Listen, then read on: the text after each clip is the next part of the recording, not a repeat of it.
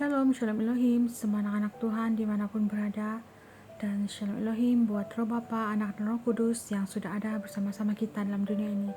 Shalom Elohim, salam hormat, salam kasih buat Roh Bapa Surgawi, Bapak Eman Lahagu, Tuhan Yesus Kristus, Pangeran Ilahi Aditya Nugrahanto, dan Roh Kudus Roh Kebenaran Mempelai Ilahi yang terkasih, Ibu Fehem dan Sang Ratu Adil Malaikat Mary. Dan juga buat semua para malaikat Tuhan, orang-orang kudusnya, para mempelai, dan juga semua saksi surgawi yang giat bersaksi bagi hormat kemuliaan nama Tuhan di akhir zaman ini. Salam kasih dan salam perjuangan buat kita semuanya. Saudara terkasih dalam Kristus, dalam video kali ini saya mau menyaksikan mimpi saya. Tapi sebelum itu saya membawa kita semua baca kebenaran firman Tuhan yang terdapat dalam Matius 27 ayat 27 hingga yang ke-31. Beginilah firman Tuhan dalam nama Tuhan Yesus. Dengan perikopnya, Yesus diolok-olokkan.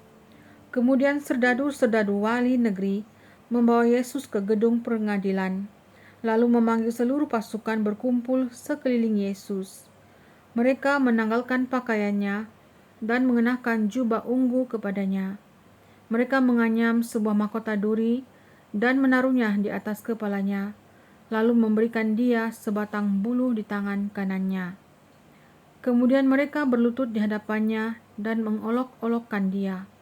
Katanya, "Salam, hai Raja orang Yahudi." Mereka meludahinya dan mengambil bulu itu dan memukulkannya ke kepalanya.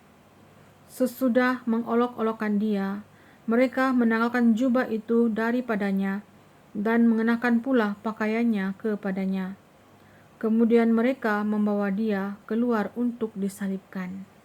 Amin, demikianlah firman Tuhan. Terpujilah Tuhan Yesus Kristus, firman Allah yang hidup dan berkuasa.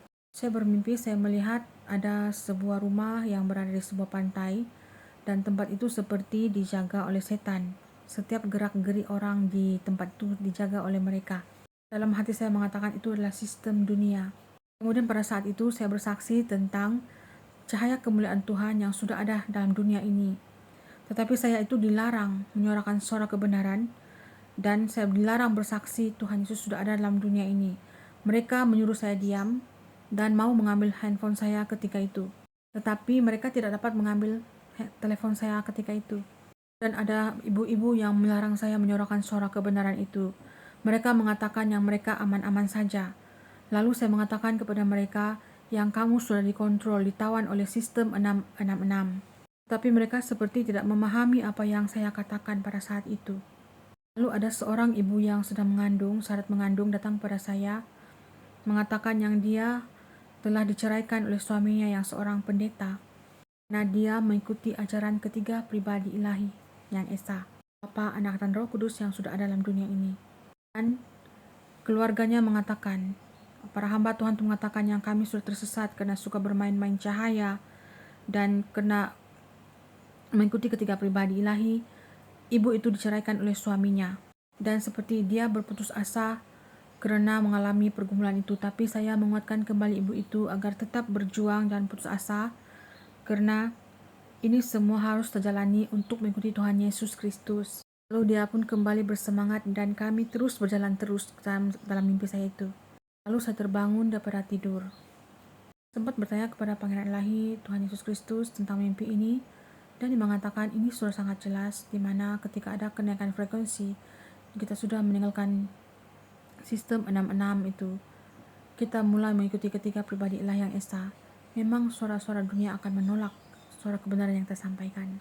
Firman Tuhan yang sebentar tadi dalam Matius pasal yang ke-27 itulah yang menguatkan saya pada saat ini, di mana Roh Kudus itu mengingatkan saya.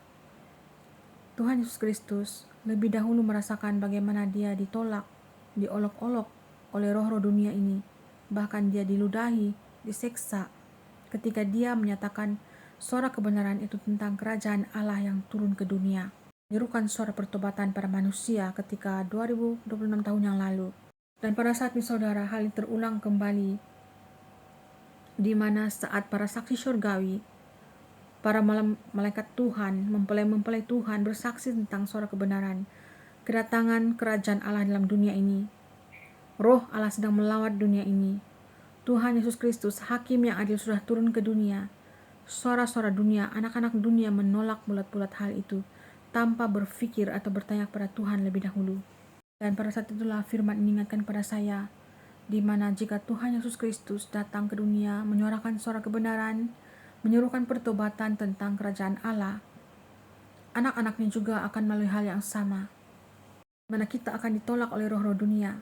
Hanya orang yang mau merendahkan hati, yang haus akan kebenaran, akan mencari kebenaran itu, bertanya sendiri kepada Tuhan, dan bukan mencari pembenaran diri, merasakan diri lebih benar daripada orang lain, padahal mereka tidak melihat dalam dimensi roh dan kebenaran. Siapakah ketiga pribadi ilah yang esa itu? Bahkan Tuhan Yesus Kristus sendiri, mereka tidak mengenalnya. Padahal Pangeran Ilahi Aditya Nugrahanto itulah Roh Tuhan Yesus Kristus yang berbicara. Haruslah membersihkan hati, penuh kerendahan hati, barulah dapat melihat kebenaran itu. Tanpa membersihkan hati dan pertobatan yang sungguh-sungguh, kita masih akan tetap buta rohani, karena keangkuhan kesombongan hati kita merasakan diri lebih benar daripada orang lain. Sudah disesatkan oleh tanda binatang itu. Ketika tanda binatang vaksin COVID-19, tanda 666 yang telah diberikan pada dunia ini, menjerat manusia, menawan roh-roh manusia agar tidak melihat kedatangan Tuhan. Maka yang tidak mau merendahkan hati dan mencari hal itu akan terus tertawan. Dan orang-orang yang tertawan itu bukan hanya orang-orang biasa, saudara, tetapi juga orang-orang yang mengatakan mereka mengenal firman Tuhan, bahkan lebih lagi mendalami firman Tuhan. Tapi saat Tuhan Yesus Kristus datang ke dunia, mereka tidak menyadarinya, bahkan tidak mau mengakuinya, dan suka menghujat mengolok-olokkan pribadi Tuhan Yesus Kristus. Tuhan itu adalah roh, Allah itu adalah roh. Setiap yang difirmankan Tuhan itu adalah roh dan kebenaran. Kita haruslah mengenal dan mengerti dalam dimensi roh dan kebenaran, bukan secara logika. Saya juga dahulunya seorang yang sangat angkuh, saudara. Tidak mengenal firman Tuhan secara roh dan kebenaran, hanya secara logika. Tetapi saya ditegur oleh Tuhan. Ketika saya didatangi oleh para hamba Tuhan, para saksi surgawi, para malaikat Tuhan, Roh Kudus itu menegur saya, rendahkanlah hatimu, maka kamu akan melihat kebenaran.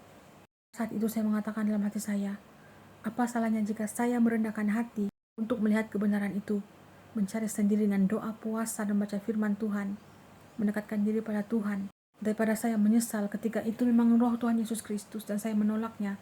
Bukankah saya sudah menjadi seperti iman-iman Petrus, iman-iman Yudas yang mengkhianati Tuhan Yesus Kristus? Pada saat itulah saya memilih untuk merendahkan hati, dan meskipun tidak begitu mudah, ada proses Tuhan yang luar biasa. Saya sangat bersyukur karena saya telah melihat Dia dalam roh dan kebenaran, dan dalam setiap proses hidup saya, Dia ada menyertai. Hadiratnya begitu nyata dalam hidup saya secara pribadi. Percaya apalagi kalian, orang-orang yang sudah lebih mengenal Tuhan lebih dahulu, mendalami firman Tuhan. Jika merendahkan hati, pastilah Tuhan itu akan bekerja dengan luar biasa, dengan sangat dahsyat dalam setiap pribadi. Mau mencari hadiratnya dengan lebih sungguh, bayar harga yang mahal untuk masuk ke kerajaannya. Dan terutama akuilah, tanda binatang itu sudah di depan mata, sudah terjadi, saudara. Bukan lagi akan datang, tapi sudah diberikan beberapa tahun yang lalu ketika banyak manusia sedang tidur nyenyak oleh kenikmatan dunia. Dan pada saat ini tanda itu akan terus berlangsung, karena sekarang dunia ini adalah dalam dua pemerintahan, kerajaan 1000 tahun damai dan dunia antikris. Dunia antikris ini akan membawa semua manusia yang tidak mau bertobat dan menolak kebenaran menuju kepada sistem binatang, menyembah sistem binatang, patung binatang itu, naga yang sesungguhnya yang tercatat dalam firman Tuhan. Bagilah orang yang mau merendahkan diri dan mencari suara kebenaran selagi masih ada nafas diberikan, kesempatan yang diberikan. Haleluya, saya percaya Roh Kudus yang akan menjamah setiap hati anak-anak Tuhan yang mau merendahkan hati, dan nama Tuhan Yesus Kristus dipermuliakan selama-lamanya. Tuhan Yesus memberkati selalu. Amin.